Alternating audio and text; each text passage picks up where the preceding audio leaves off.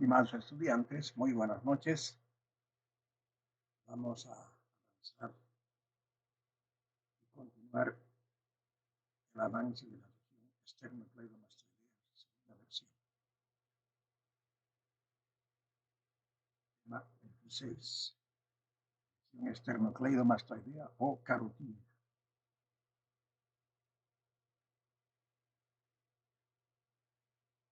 En cada hemicuello, uno derecho y uno izquierdo, a partir del plano sagital, el músculo esternocleidomastoideo divide a cada hemicuello en dos triángulos principales. Esto ya lo hemos explicado, pero lo vamos a hacer en otra lección. Uno por detrás del borde posterior de este músculo, el llamado triángulo lateral del cuello. Sería este. Y otro entre los bordes anteriores de ambos músculos esternocleidomastoideo llamado triángulo anterior del cuello. Es decir, el borde anterior del otro. Entonces forma un triángulo, que es el triángulo anterior del cuello.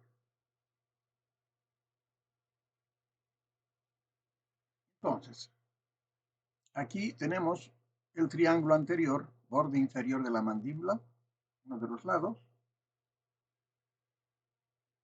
2, la línea media. Y 3, el borde anterior del músculo esternocleidomastoideo. Y el triángulo posterior, el borde posterior del músculo esternocleidomastoideo,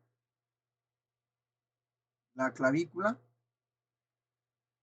y el borde anterior del músculo trapecio. Entonces, eso es muy importante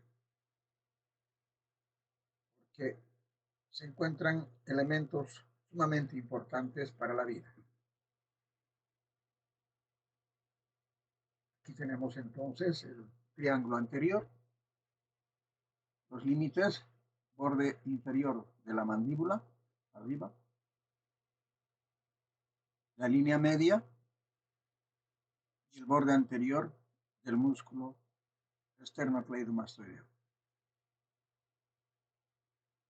El piso está formado por los músculos suprayoideos y los músculos infrayoideos, que ya los hemos estudiado. Esta triangulación o aprendizaje de los triángulos lo estamos haciendo para ver los elementos llamados paquete vasculonervioso del cuello. El triángulo posterior, habíamos indicado, está limitado por el borde posterior del esternocleidomastoideo, la clavícula y el borde anterior del trapecio. Y el piso está formado por el músculo esplenio, el músculo elevador de la escápula y los músculos escalenos.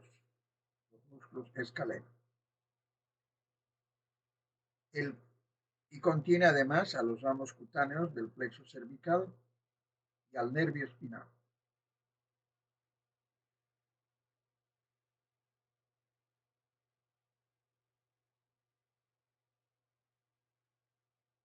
El triángulo carotídeo. El triángulo carotídeo está formado por el borde inferior de la mandíbula, el músculo homoioideo y el borde anterior del esternocleidomastoideo. El contenido del triángulo carotídeo está dado por la bifurcación carotídea, la vena yugular interna, el nervio neumogástrico y el nervio hipogloso, duodécimo paro. Y tenemos también otro triángulo llamado triángulo muscular, formado por el músculo homoioideo, el omóplato y alioides, el borde anterior del músculo esternocleidomastoideo, esto, finalmente la línea media, es el triángulo muscular.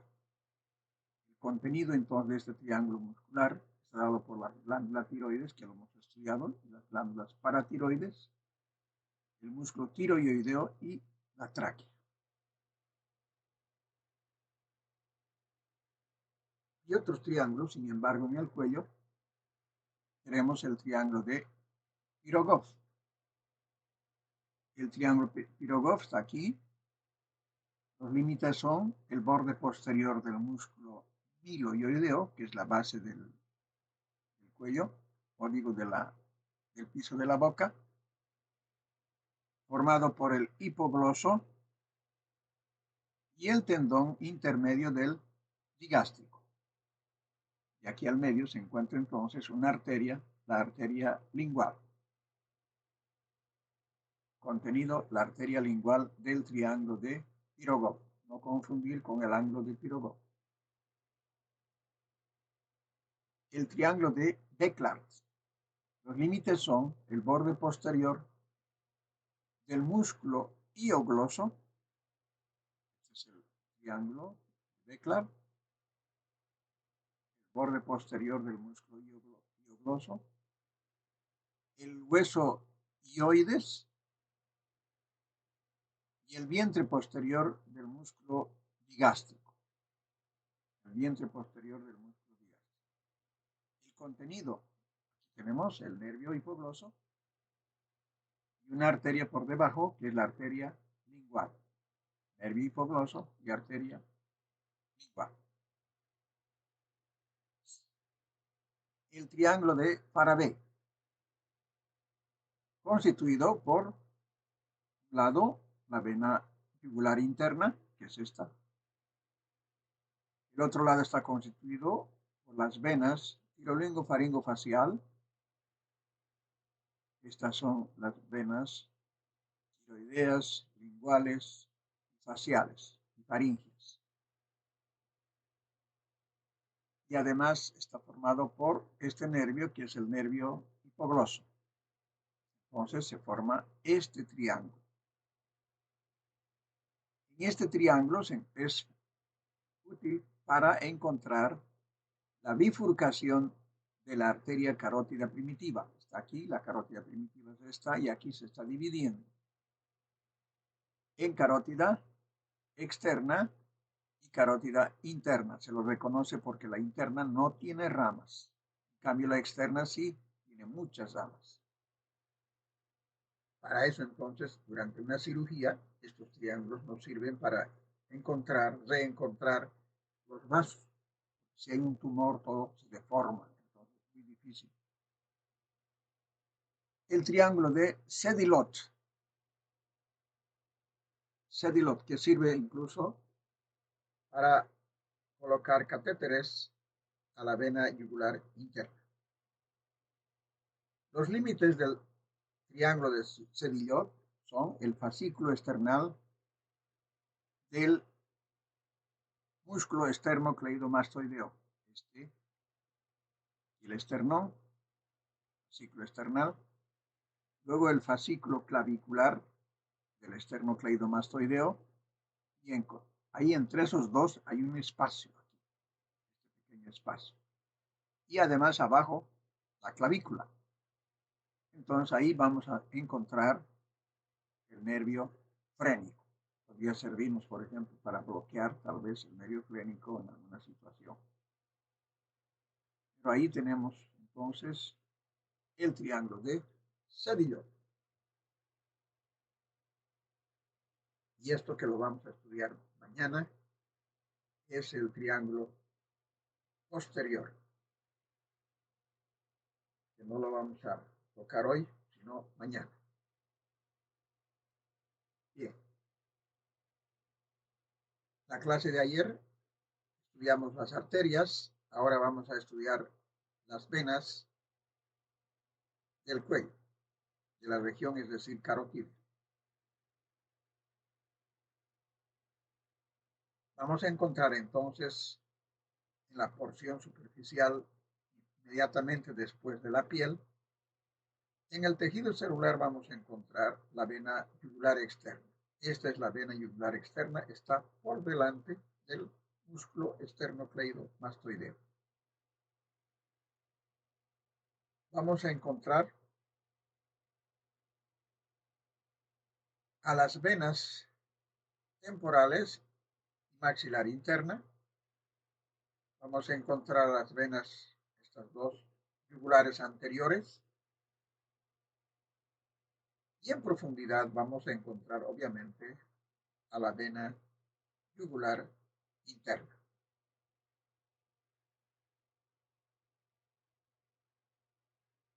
La vena yugular interna y la vena subclavia, que forman el ángulo de Pirogov. La vena yugular externa, que está por delante del músculo esternocleidomastoideo, y la yugular anterior, las venas faciales, las occipitales, las vertebrales, las faringias, la tiroidea media, la esternocleidomastoidea, la vena laringea superior y la subclavia. Bastantes venas entonces existen en el cuello.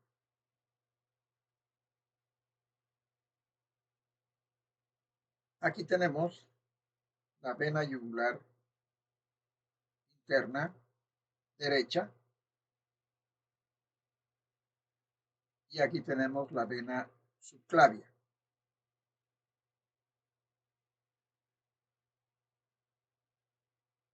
Y aquí se encuentra el seno de la vena yugular. A la derecha entonces desemboca esta vena.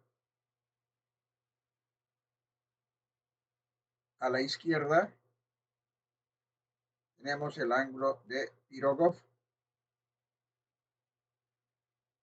Ángulo de Pirogov formado por la vena yugular interna y la vena subclavia. Aquí desemboca entonces, el conducto torácico, que es el que lleva la linfa. Y a la derecha, la gran vena linfática. Aquí desemboca entonces la gran vena linfática y aquí el conducto torácico. Entonces, esta imagen en realidad nos sirve para aprender el ángulo de Pirogov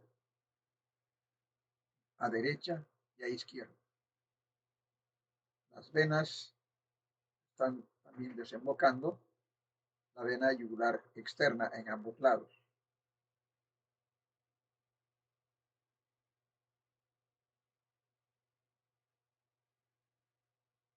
En el cuello entonces hay las venas superficiales y estas son las venas yugulares anteriores. Nos preguntan cuáles son las venas superficiales, entonces son las venas yugulares anteriores y las venas yugulares externas, tanto derecha como en este caso acá no hay porque el músculo esternocleidomastoideo está seccionado, pero sin embargo por debajo del músculo esternocleidomastoideo se encuentra la vena yugular interna, se encuentra la arteria carótida y además el nervio vago. Aquí al medio está entonces el nervio vago. Esta imagen es muy importante para grabar en la memoria y no olvidar.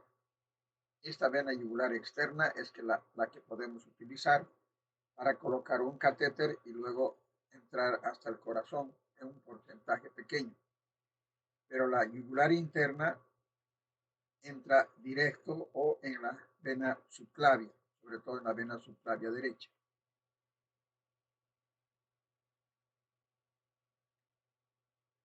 Hay algunas venas profundas, en este caso como las venas del plexo pterigoideo.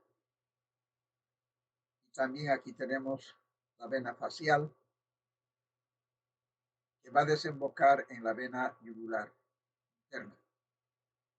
Tenemos la vena temporal superficial que está acompañando a la arteria temporal superficial y que también va a desembocar en la vena yugular interna. Y por otra parte, también aquí tenemos la glándula tiroides, el polo superior, y esta es entonces la vena tiroidea superior que está desembocando en la yugular interna. Existen entonces, vamos a decir que existen 8 venas yugulares. 8 venas yugulares. 2 venas yugulares anteriores, derecha e izquierda. Estas son las venas yugulares anteriores, que son superficiales, pero que van a sumar a 8 las yugulares. Esta es la vena yugular externa derecha y aquí está cortada, solamente queda esto. Ya serían entonces 4. Luego tenemos las venas yugulares posteriores. Posteriores u occipitales. Y además tenemos las venas yugulares internas. Total, entonces tenemos 8 venas yugulares.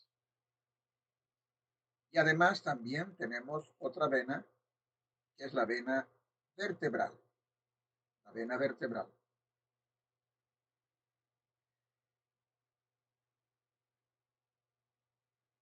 Las venas tiroideas inferiores.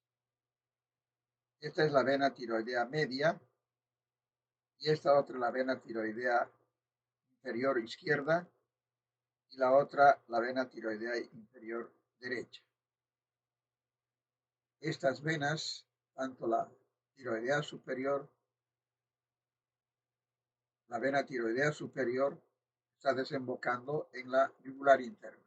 En cambio, la vena tiroidea inferior puede desembocar en la yugular interna o también puede desembocar en la subclavia en algunos casos. La vena yugular interna es una continuación del golfo venoso yugular que está dentro de la cavidad craneal. Entonces, está desembocando, está retornando la sangre no oxigenada de la cavidad craneal y está yendo entonces esta vena yugular y va a recibir además del tronco tirolingo faringofacial que ya hemos visto en el anterior ejemplo, va a llenar entonces y va a conformar la vena yugular interna.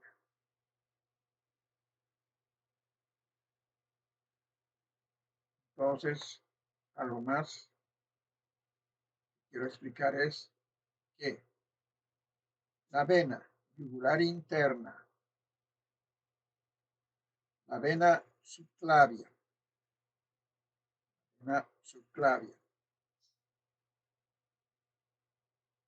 en el lado derecho forman el tronco venoso yugular, que es este pedazo.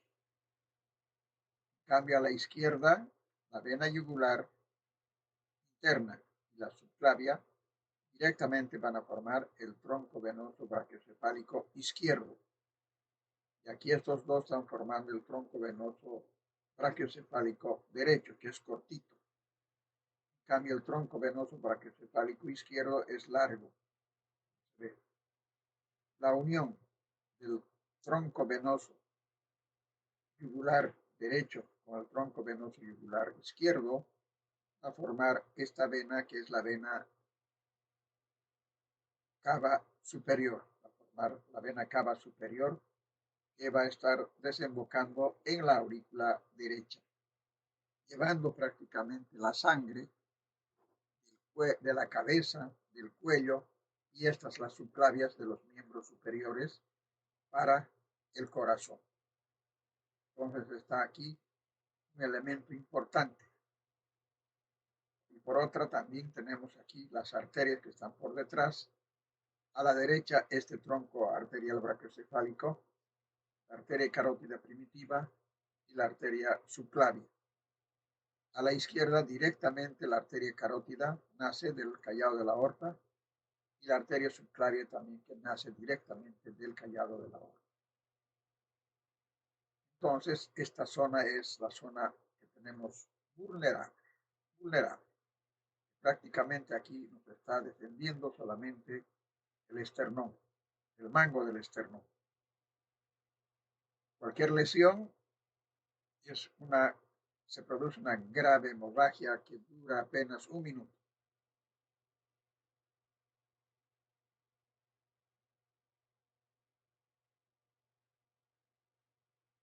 Por otra, también dentro parte del paquete vasculonervioso del cuello, entonces está también el nervio vago. Nervio vago. Entonces, hemos estudiado las arterias,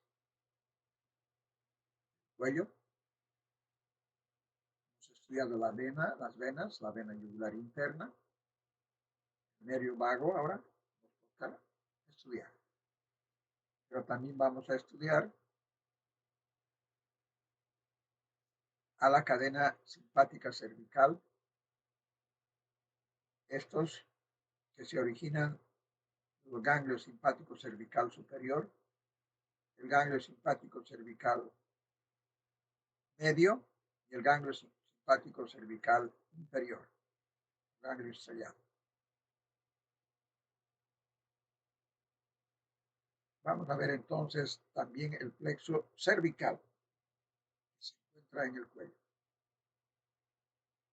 El plexo cervical es resultado de la anastomosis que se producen entre las ramas ventrales de los primeros 4 nervios cervicales, de las cuales se originan nervios que se distribuirán por algunos músculos del cuello y por los tegumentos del mismo, del dorso de la cabeza, de las regiones auricular, del hombro y anterosuperior del tórax, así como parte de las serosas torácica y abdominales. Los nervios espinales se dividen al salir del agujero intervertebral en 2 ramas, una posterior y una anterior.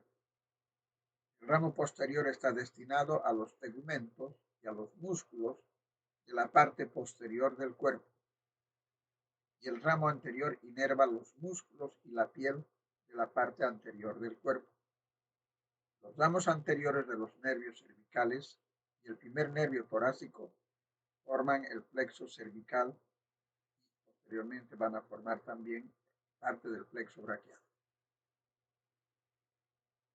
El plexo cervical. Aquí tenemos entonces el plexo cervical se forma por medio de asas. Entonces, y de ahí emergen las diferentes ramas de la unión de las diferentes asas y que van a formar, por una parte, este nervio importante que es el nervio frénico que va a ir a terminar en el músculo diafragma, que es el nervio de la respiración. Así se llama. También hay los ramos de los nervios supraclaviculares. Hay otros para atrás, el occipital menor y el auricular majo, el transverso del cuello y la raíz inferior del asa cervical. Muy bien, vamos a ver entonces cómo se forma el plexo cervical. Está formado, decíamos, por las ramas anteriores de los 4 primeros nervios cervicales y que forman 3 arcos o asas.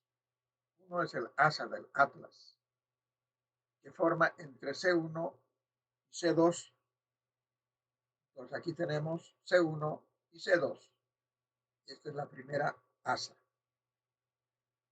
C1 y C2. Juntan los dos. El 2 es C2 y C3. Y la otra asa es C3 y C4. Entonces, el asa del atlas, así se conoce con ese nombre, a la unión de C1 y C2. El asa del axis de C2 y C3. Y el tercera asa es C3 y C4. Sencillo.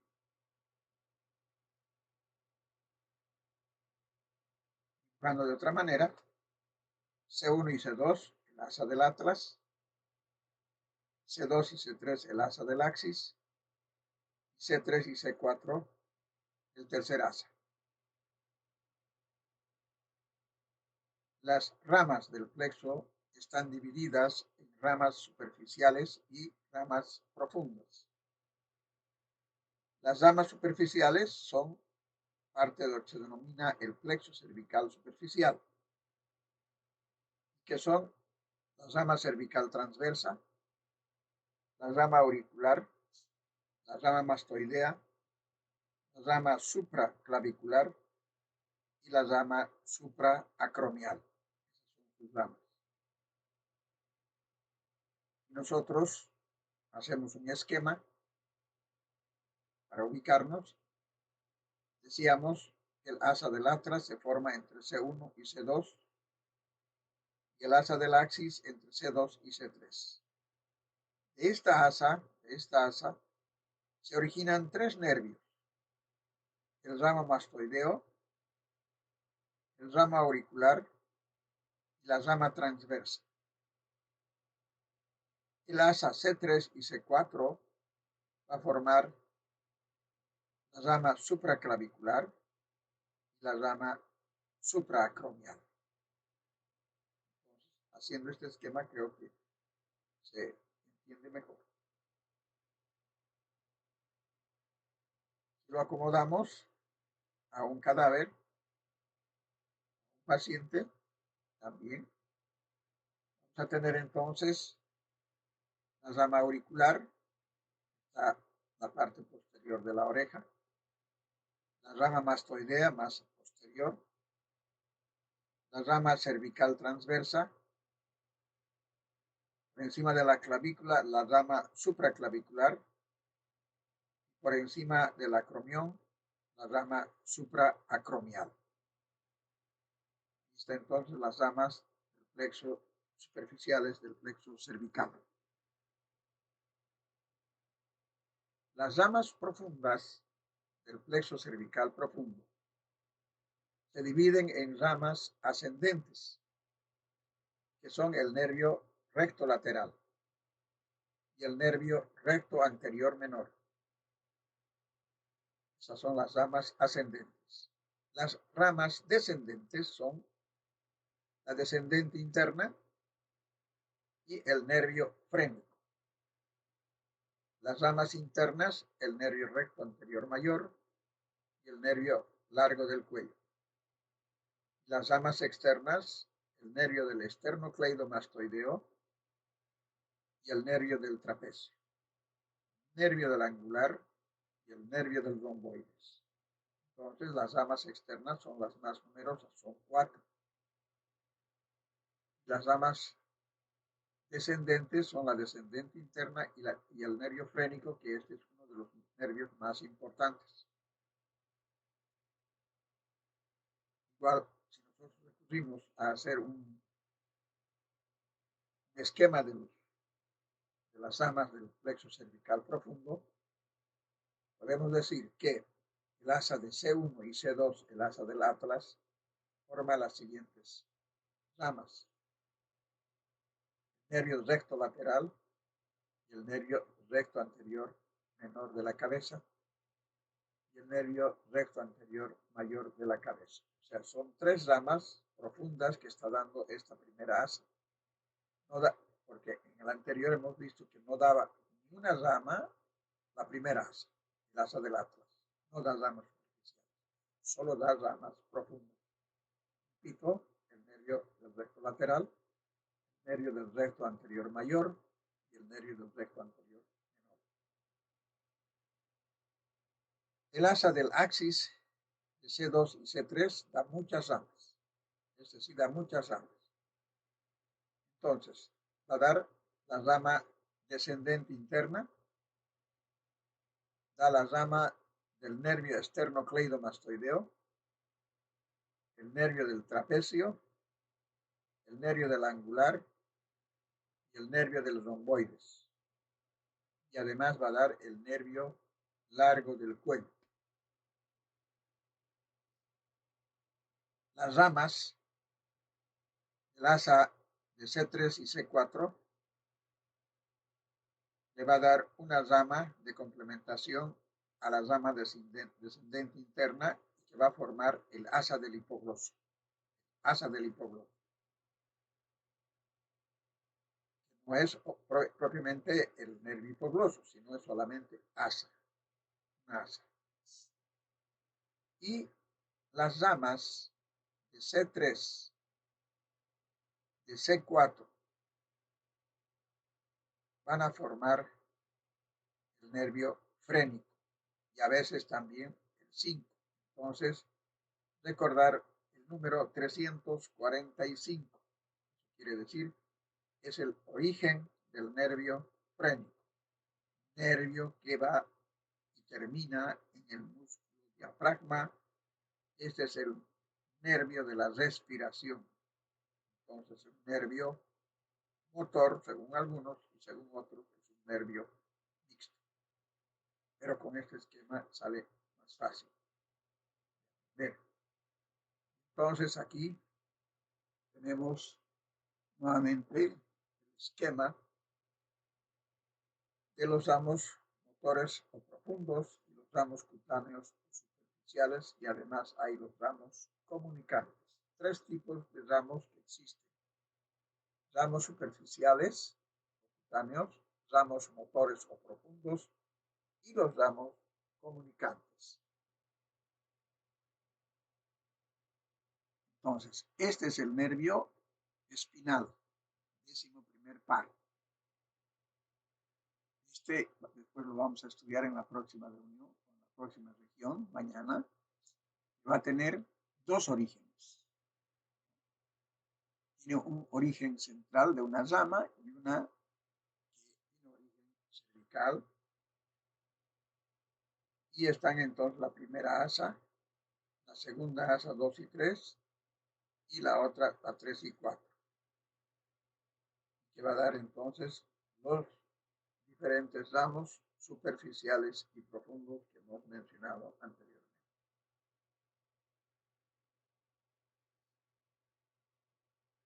Y mi esquema, resumen de todas las ramas del plexo cervical: motores, cutáneos, mixtos. Los motores son los profundos, los cutáneos están en azul. El nervio músculo recto lateral de la cabeza, el músculo recto anterior menor de la cabeza, y aquí hay justamente, esta sería una de las ramas comunicantes, la anastomosis con el nervio vago. Entonces hay una comunicación con el nervio vago. El nervio músculo recto anterior mayor de la cabeza, el nervio occipital menor, el nervio auricular, el nervio músculo largo de la cabeza, el músculo largo del cuello y la raíz inferior del asa cervical. El nervio transverso del cuello, el nervio músculo esternocleidomastoideo, el nervio del músculo trapecio, el nervio del músculo elevador de la escápula, el nervio del músculo romboides y el nervio frénico, que es mixto, es el único mixto, y el nervio supraclavicular. Entonces, ahí tenemos a los músculos motores o profundos. Este es un nervio anastomótico, el anastomótico del vago, y el frénico, que es un nervio mixto. Ese es el único nervio mixto entre todos. Este esquema es muy interesante. C2, entonces 1 y C2, todas las ramas que producen. C2 y C3, todas las ramas que producen. C3 y C4, todas las ramas que producen. Motores, cutáneos o mixtos.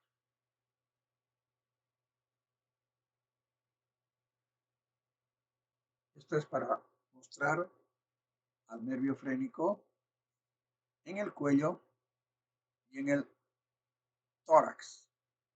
Tenemos entonces al nervio frénico, no confundir con el nervio vago. El nervio frénico entonces lo encontramos aquí.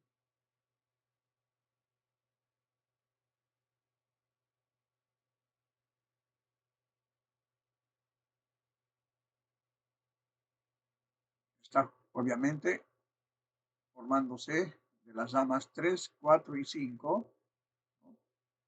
El nervio frénico va entonces casi bordeando a la aurícula derecha y llega aquí al músculo diafragma,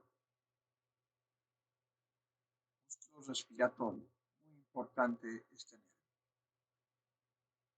¿Por qué entonces tiene la importancia? Cuando hay un tumor, por ejemplo, en el cuello y se opera, puede ser lesionado el diafragma. O el nervio frénico y el músculo diafragma entonces queda paralizado, quedaría paralítico. Un hemidiafragma si hay un nervio lesionado, en este caso sería el nervio frénico derecho, o también el nervio frénico izquierdo, y podría estar lesionado. Entonces la mitad del diafragma se paraliza. Esa es la importancia entonces de conocer a estos nervios. O a veces también cuando se hace una biopsia de un pequeño tumor, de un ganglio en el cuello, no puede anestesiar a la región donde está el ganglio, el tumor, para sacar una muestra para patología. Resulta que lo vamos a anestesiar pues al frénico. Al hacer eso, vamos a dar problemas al músculo diafragma y el paciente va a poner mal. Muchas veces una pequeña biopsia da problemas mayores. Tener mucho cuidado por estos elementos que hay en el cuello. Bien. Este es el otro nervio glosofaringeo que se comunica con el nervio vago, mas no es parte del paquete vasculonervioso del cuello, pero tiene una participación importante en la región del cuello.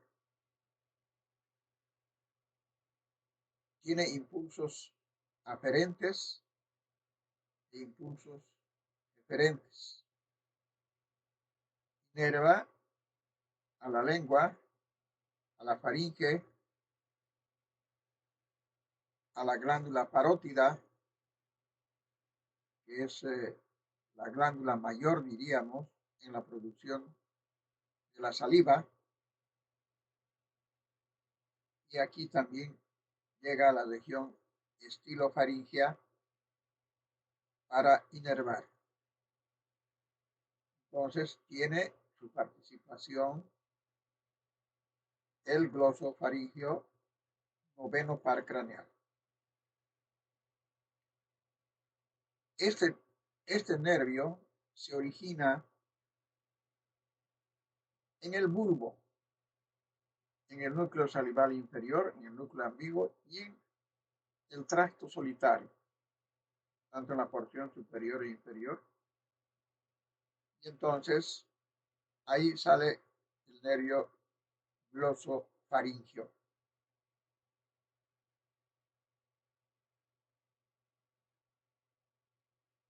Las ramas del glosofaringeo son el nervio timpánico, que se origina en el ganglio inferior, forma el plexo timpánico que da ramas para la membrana de la cavidad timpánica, para las celdillas aéreas mastoideas, para la trompa faringotimpánica, trompa de Eustaquio.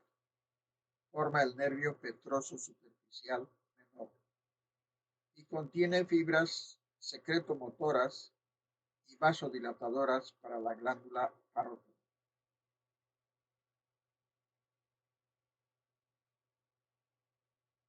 También este nervio glosofaringeo en la cavidad timpánica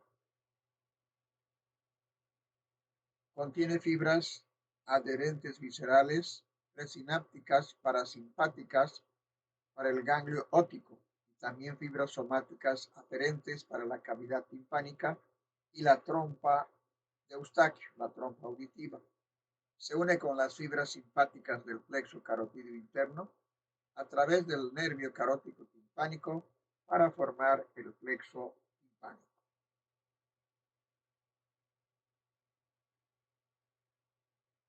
da una rama faríngea. Esta se une con la rama faríngea del vago.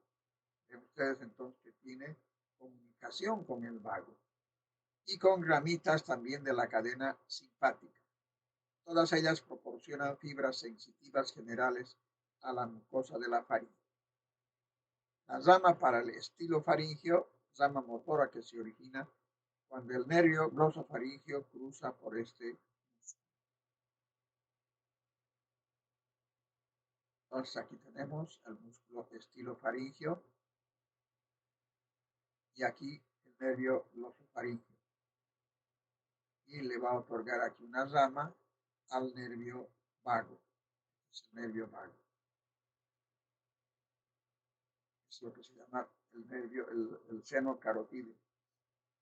Entonces el glosofaríngeo le va a dar aquí ramas para el seno carotídeo y estos senos están en relación con algunos corpúsculos que son propios de esta región, justo en la división de las dos carótidas está el seno carotídeo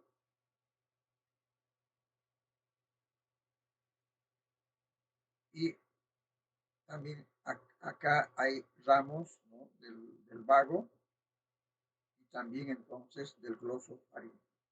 Está en relación con los corpúsculos respiratorios y además también con el control del dióxido de carbono. Las ramas tonsilares para las amígdalas proporciona fibras sensitivas generales a la mucosa que cubre la amígdala y el paladar blando. Ramas linguales llevan fibras gustativas y sensitivas generales al tercio posterior de la lengua y las papilas circunvaladas. Entonces, hemos estudiado ya en la lengua. Tenemos entonces ya el trigémino, 3 nervios, nervio maxilar inferior, el nervio maxilar superior y el nervio oftálmico. La rama comunicante se une con la rama auricular del vago. Se encuentra comunicación entre los nervios glosofaríngeo y el nervio facial. La rama para el seno carotídeo inerva el seno y el corpúsculo carotídeo. La rama carotídea se une con frecuencia con pequeñas ramas del vago y de la cadena simpática. La exploración del glosofaríngeo se lo hace por la sensibilidad gustativa, por el reflejo nauseoso, por lesiones irritativas y por las lesiones destructivas.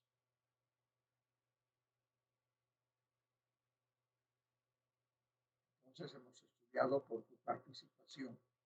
Pero el nervio vago o neumogástrico o décimo par, este nervio sí es parte del paquete vasculonervioso del cuerpo.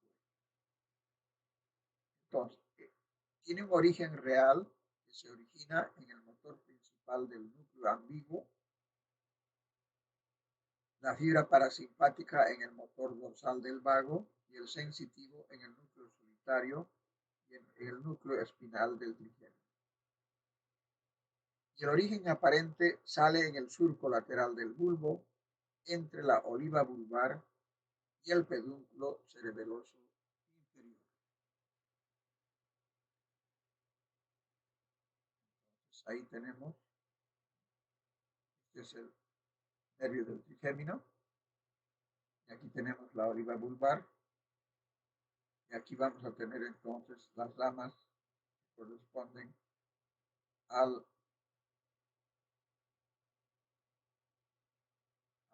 vago.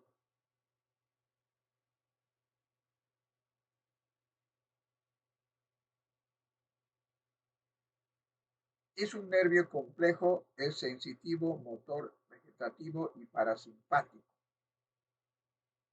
Las fibras motoras se originan en el bulbo del núcleo ambiguo debajo de las fibras del glosofaríngeo. Y el origen vegetativo, las fibras visceromotoras se originan en el bulbo cerca del ala gris del núcleo dorsal, por eso se llama también, o cardio-neumogástrico entérico, así se llama también el nombre, el nervio vago, cardio-neumogástrico entérico. Corazón, cardio, neumo, pulmón, gástrico, estómago y entérico, intestino delgado y grueso. Las fibras viscerosensitivas se originan al terminar el bulbo en el núcleo viscerosensitivo por delante del dorsal. Aquí está entonces, este es las fibras del vago, están cruzando al otro lado para llevar al centro del bulbo. El origen sensitivo. Las fibras sensitivas se originan en dos ganglios. El ganglio yugular, que se encuentra en el agujero rasgado posterior, y en el ganglio plexiforme, ubicado por debajo del anterior, por detrás de la yugular interna y de la carótida interna.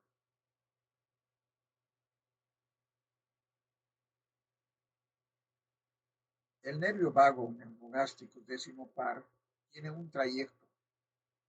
Atraviesa el agujero rasgado posterior y luego se coloca junto a la carótida y la vena yugular.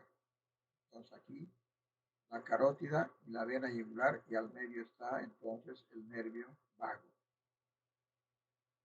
Se coloca por detrás del esófago, termina en la cara anterior del estómago y en el ganglio semilunar.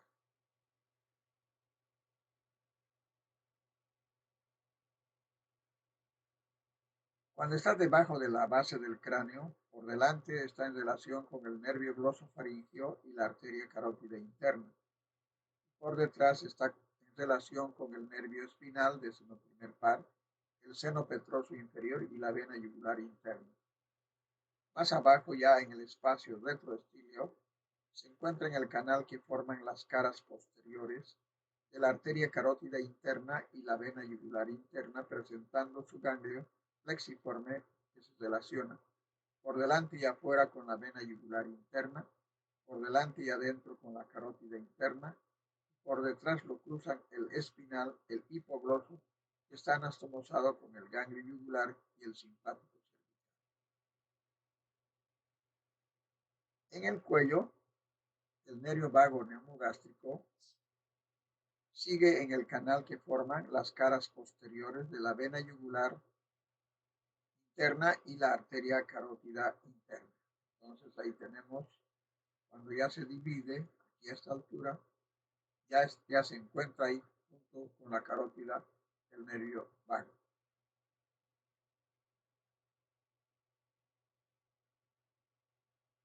El nervio vago al derecho en el tórax desciende por la cara externa de la carótida primitiva y luego del tronco arterial brachiocefálico,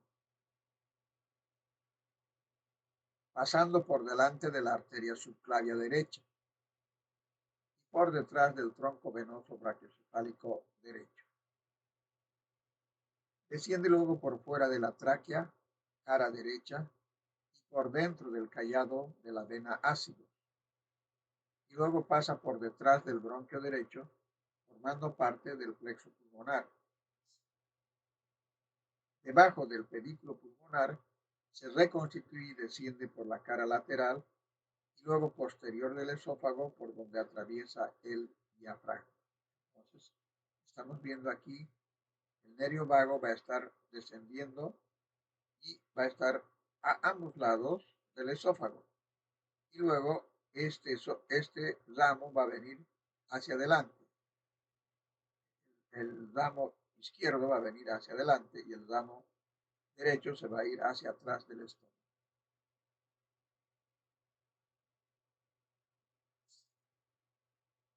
En el lado izquierdo, sin embargo, desciende por la cara externa de la carótida primitiva izquierda, por la cara anteroexterna del callado de la aorta, sin tocar a la arteria subclavia.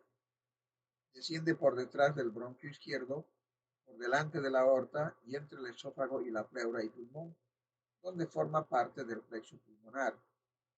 Debajo, el pedículo pulmonar se reconstituye y desciende por la cara lateral y luego posterior del esófago por donde atraviesa el diafragma. Las ramas colaterales del vago se divide en tres grupos de ramas.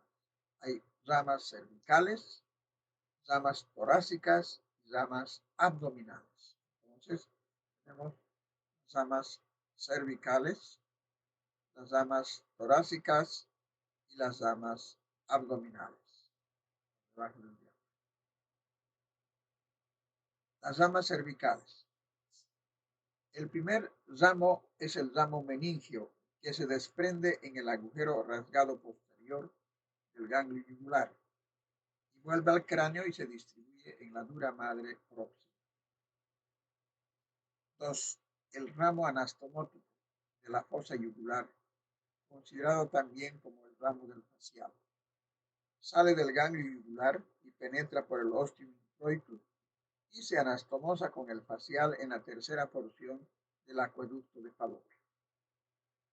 Los ramos faringeos 1 y 3 se desprenden del ganglio plexiforme y contribuyen a formar el plexo faríngeo.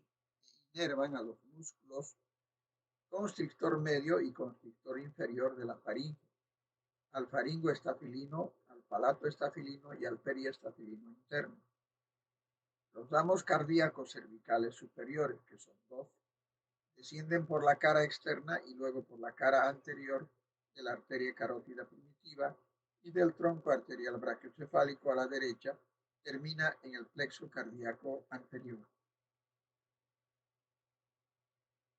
Nervio laringio superior, que nace en el extremo inferior del ganglio plexiforme, pasa por detrás de la arteria carótida interna y luego desciende por fuera de la faringe y por dentro de la carótida interna y luego de la carótida externa por debajo de la lingual.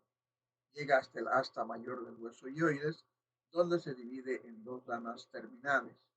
La rama superior pasa por debajo del asta mayor del hueso hioides, por dentro del músculo tiroideo y por fuera de la membrana tiroidea, la que atraviesa junto a la arteria tiroidea inferior o debajo de ella. Luego se divide en varios grupos de ramas. Las ramas anteriores para la epiglotis, la base de la lengua. Las ramas medias para la mucosa supraglótica de la faringe. Las ramas posteriores que inervan la cara posterior de la faringe y un ramo anastomótico para el asa anastomótica de Galeno. La rama inferior o nervio laringio externo desciende por fuera de la inserción del músculo constrictor superior de la faringe, inerva al músculo cricotiroideo, atraviesa la membrana cricotiroidea y se distribuye en la mucosa del ventrículo y la porción infraglótica de la faringe. Los ramos carotídeos nacen del ganglio plexiforme y del laringio superior, que contribuyen a formar el plexo intercarotídeo junto con el simpático y el gloso faríngeo. Esto ya hemos estudiado en la anterior clase. Los ramos torácicos. El nervio recurrente o laringio inferior tiene trayectos diferentes a la izquierda y a la derecha. A la derecha nace por delante de la arteria subclavia, pasa por debajo de ella y desciende por detrás en el canal lateral que forman el esófago y la tráquea. A la izquierda se desprende al nivel de la cara inferior del callado, pasa por debajo de él, por encima o debajo del ligamento arterial, relacionándose con el ganglio del asa recurrente. Luego asciende por la cara anterior del esófago y por fuera de la tráquea. Luego ambos nervios ascienden a los lados incluidos en la vaina visceral del cuello y relacionados con los ganglios linfáticos de la cadena recurrencial. Al nivel de la extremidad del lóbulo del tiroides cruzan a la arteria tiroidea inferior o a sus ramas terminales. Los ramos traqueales y esofágicos, los ramos faringeos para el constrictor superior, los ramos cardíacos medios que terminan en el plexo cardíaco posterior, 4 penetran bajo el constrictor inferior a nivel de la extremidad superior de la tráquea y terminan dando ramos musculares para los músculos de la laringe, excepto el cricotiroideo. Un ramo anastomótico para formar el asa anastomótica de Galen. Los ramos cardíacos inferiores nacen por debajo de las recurrentes y van al plexo cardíaco posterior. Los ramos pulmonares anteriores nacen debajo de los anteriores o de los ramos cardíacos inferiores y descienden por delante de la tráquea. Penetran en los pulmones con los bronquios y vasos y forman el plexo pulmonar anterior. Los ramos pulmonares posteriores bronquiales que forman junto a las ramas del plexo cardíaco y del centro mediastinal posterior del simpático, primero 5 ganglios torácicos, el plexo pulmonar posterior, este da ramos traqueales, esofágicos, pericárdicos y pulmonares. Los ramos esofágicos que nacen del tronco del neumogástrico y del plexo esofágico. Muy bien, esa es la segunda parte de esta región. Vamos a continuar todavía con cuello